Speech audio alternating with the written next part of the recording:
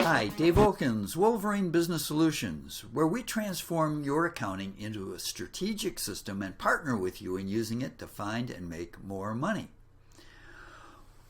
The biggest challenge most small businesses have from the day one well into their life is having enough cash.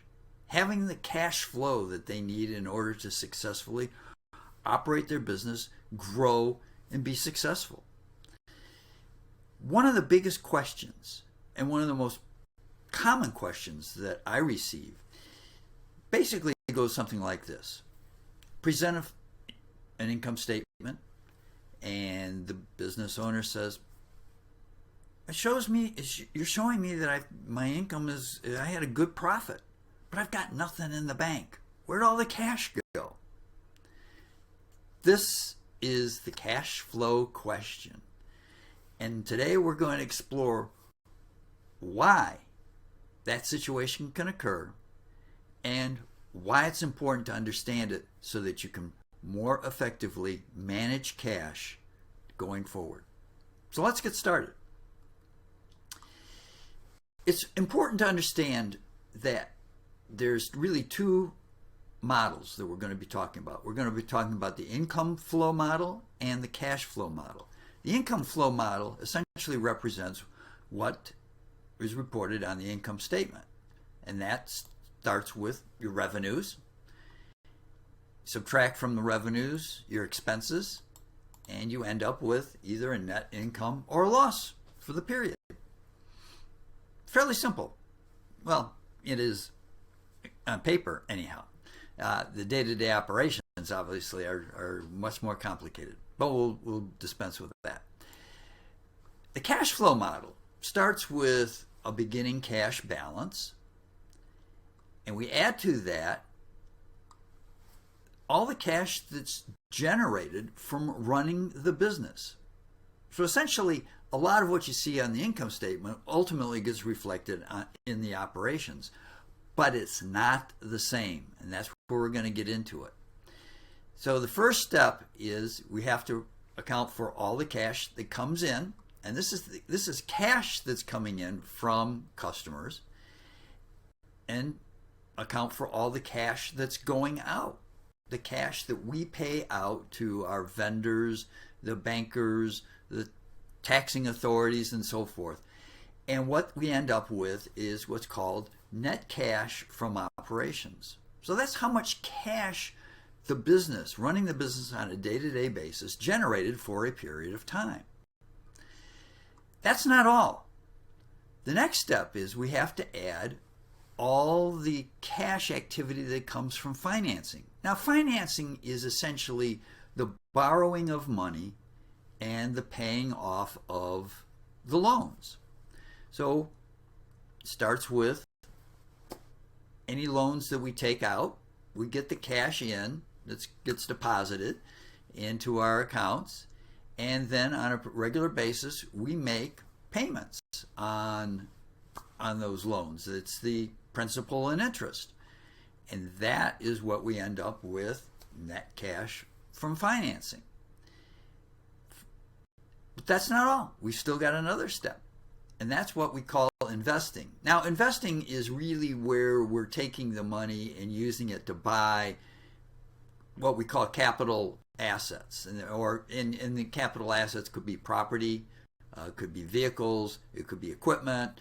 So there's a variety of different things, but essentially these are purchases that are used to help run the business, and they're intended to be in place for a fairly lengthy period of time.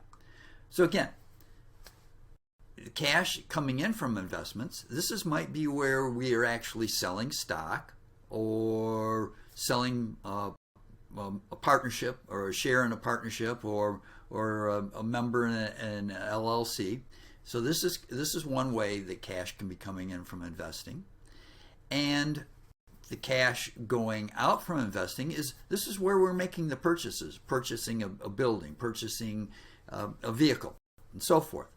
So that's where we get our net cash from investing. And when it adds all up, we get our net cash flow for the period, the money, the cash that's netted after operations, after financing, after investments, and it could be a positive or a negative amount.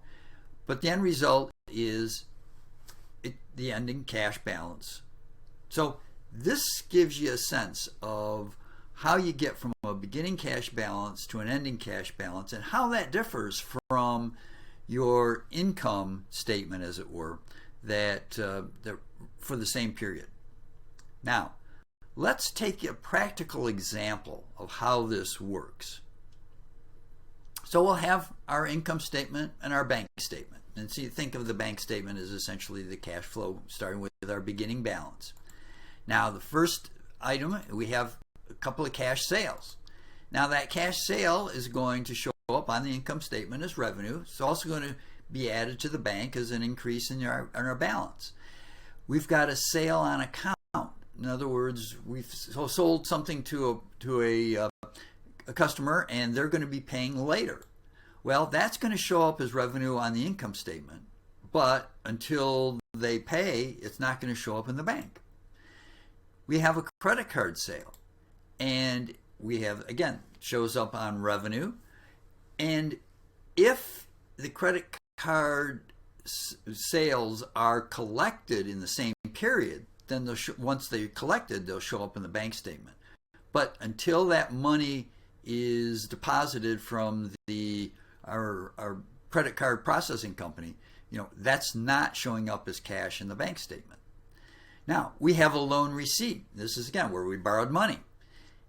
This shows up in our bank statement, but it's not going to show up as revenue in the income statement. And we make a purchase, cash purchase, paying an expense of the business. And that's going to show up both on the income statement as well as a reduction in cash in our bank statement. And then we have a credit card purchase. We made a purchase for the business, an expense. Shows up an expense, but doesn't affect the bank statement until we actually pay off the monthly balance on the credit cards. Now we make a purchase on account, where we purchase something from one of our vendors and we'll pay for it later. Again, that'll show up as an expense on the income statement, but again, no change to our bank statement, not until we pay the invoice later on. We buy a truck. Well, that truck ends up reducing the cash, but it's not going to show up as an item on our income statement because buying a truck is a capital purchase. It's not an expense. We make a payment on our loan, essentially the loan principal, and that is, again, deducted from the bank. But since principal payments on loans are not an expense, it's not going to show up on the income statement. Now, the interest, however, on that loan is going to show up both as an expense on the income statement and a deduction from our bank. So this gives us some ideas so far. Now we've got a non-cash item. We've got the depreciating the truck over a period of time.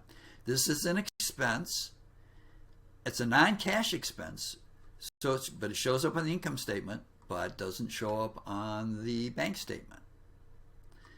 And then we make a credit card deposit, and this is where the credit card merchant service processing takes and makes a deposit in our bank account for the credit cards they've processed from our customers. Again, cash is deposited in the bank, but it is not an income item. So those give you an idea of the differences between what shows up on an income statement and what shows up on and what affects your cash. It's important to understand the differences. I hope this helps. If you have any questions, please feel free to reach out to us, leaving us a message below. And to learn more about Wolverine Business Solutions, how we can help you improve financial performance, accelerate growth, build lasting value, and most importantly, find and make more money. And to schedule a call to find out more, please select the link below to schedule your call. Look forward to hearing from you, and stay tuned for our